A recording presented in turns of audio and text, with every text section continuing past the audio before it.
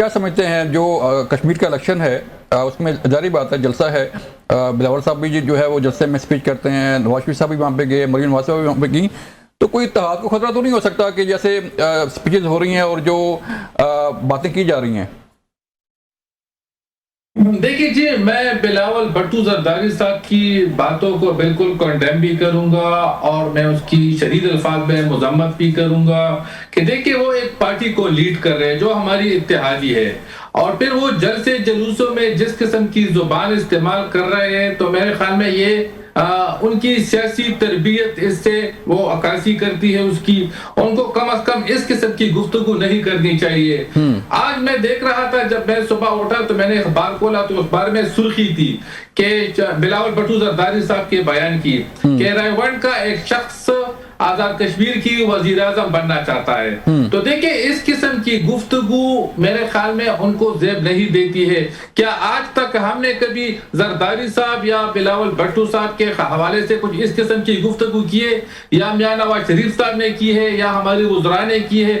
کسی نے اس قسم کی گفتگو نہیں کی ہے اور نہ ہم کرنا چاہتے ہیں، کیونکہ ہماری سیاسی تربیت اس طرح ہوئی ہے کہ ہم کسی کو تنقید کا نشانہ بناتے ہی نہیں ہے، اور ہم جو کچھ کرتے ہیں اخلاق کے دائرے میں رہ کر کرتے ہیں۔ لیکن بلاول بھٹو صاحب جس قسم کی گفتگو انہوں نے گلگت بلتستان کے الیکشن میں بھی کی تھی، وہ بھی کسی سے ڈکی چھپی نہیں ہے، اور اس کے بعد پھر وہ آ کر دوبارہ بیٹھ جاتے ہیں۔ ابھی کشمیر کا الیکشن ہے، وہاں پر انہوں نے دوبارہ یہ کیس شروع کر دیا ہے۔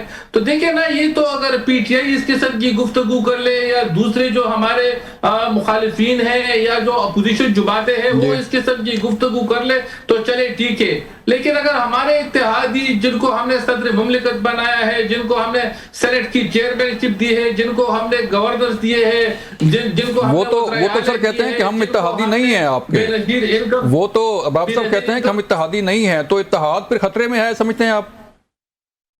دیکھیں میں اگر آپ کھل کر میں بات کرتا چلوں آپ کے پروگرام میں، آج تک میں نے کبھی کھل کر بات نہیں کی ہے، ہمیں پیپلز پارٹی کی ضرورت بھی نہیں ہے۔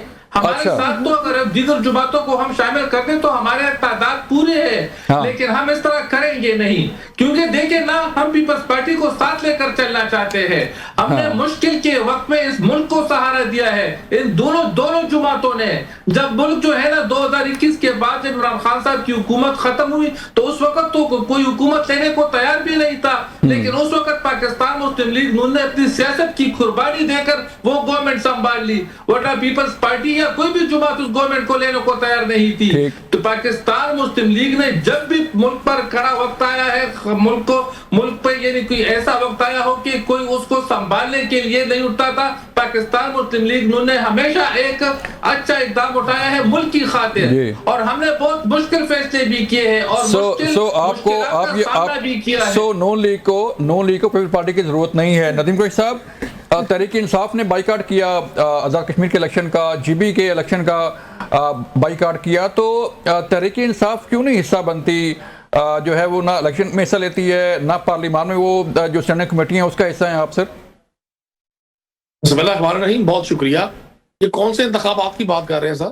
کہاں انتخابات ہو رہے ہیں؟ آزاد کشمیر میں الیکشن ہو رہے ہیں سر، آپ کے لمحے آزاد کشمیر میں انتخاب؟ اچھا، اس نوٹنکی اور اس ڈرامے کا نام آپ نے انتخابات رکھا ہوا ہے، جہاں جو سب سے بڑی پاپولر پارٹی ہے اس کو انتخاب میں حصہ نہیں لینے دیا جا رہا، اور یہ جو ٹوپی ڈرامہ یہ دو لوگ کر رہے ہیں، دو جماعتیں کر رہی ہیں، اور یہ جو ان کی تمام لیڈرشپ کر رہی ہے۔ یقین کریں لاہور کے الحمرا تھیٹر پہ ایک زمانے میں امان اللہ اور ببو برال کے پروگرام چلتے تھے، بڑی پاپولرٹی ملتی تھی۔ آج جب لوگ ان دونوں جماعتوں کے بیانات سنتے ہیں نا، لوگ اس ٹینشن میں، مہنگائی میں، لوڈ شیڈنگ میں، اس افراتفری میں، اس انارکی کی جو صورت بنی ہوئی ہے اس ملک میں، اس میں لوگوں کو بڑا ایک اچھی تفریح ملتی ہے یہ دونوں جماعتوں کے رہنماؤں کی خوبصورت گفتگو سن کر۔ یہ مطلب ایک ایسی نوٹنکی سجائی ہے پاکستان کی سیاسی تاریخ میں جس کی مثال نہیں ملتی۔ یہ اقتدار میں بھی ہے اور یہ اقتدار میں نہیں بھی ہے۔ یہ ایک دوسرے پر ایسے حملہ آور ہیں جیسے وہ نورا کشتی میں دو پہلوان ایک دوسرے سے لڑ رہے ہوتے ہیں، لیکن ان کو نتیجے کا پتہ ہوتا ہے۔ میں بھی اپنے بھائی کو سن رہا ہوں کہ جنہیں پیپلز پارٹی کی ضرورت نہیں ہے، ان کو تو پی ایف ایل این کو تو عوام کی بھی ضرورت نہیں ہے، ان کو تو پتہ چل گیا بھائی رزلٹ تو بننا ہے سارا فارم 47 پہ۔ آپ پچھلی بار فارم 47 تھے 2024 میں، गिलगित बल्तिस्तान में फॉर्म 45 भी बना दिया फॉर्म 47 की आप बात करते हैं ना, तो फॉर्म 47 की अगर हमें जरूरत होती तो आज गिलगित बल्तिस्तान में भी हमारी हुकूमत होती। हम वो इलेक्शन नहीं करवाते हैं जो आप लोगों ने खैबर पख्तूनख्वा में करवाया है। फॉर्म 47 की हुकूमत तो आपकी खैबर पख्तूनख्वा में।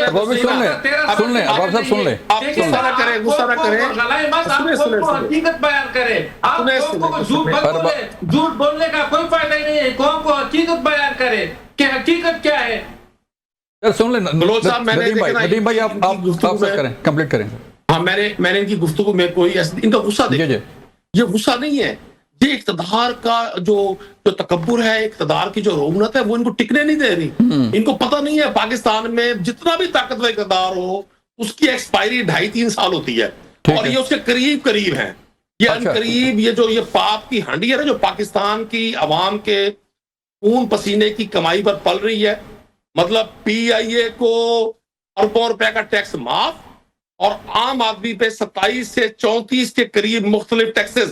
तो अगले रोज इन्हीं की जमात के ताजिर रहनुमा लाहौर में प्रेस कॉन्फ्रेंस कर रहे थे, उन्होंने 32 टैक्सेस गिनवाए। इन्हीं की जमात के रहनुमा है, इन्हीं को सपोर्ट किया करते थे, और वो कल दुआओं समेत, और वो जो लफ्ज इस्तेमाल कर रहे थे वो मैं आपकी पॉलिसी नहीं है, मैं उसका इजहार नहीं कर सकता। सर आप नदीम भाई, अगर आप जो है वो 150 का पेट्रोल ना करते तो अब जो है वो सूरत और होती। सुभान अल्लाह, मैं आपके लिए दुआ कर सकता हूँ जावेद भाई। चले दुआ कीजिएगा।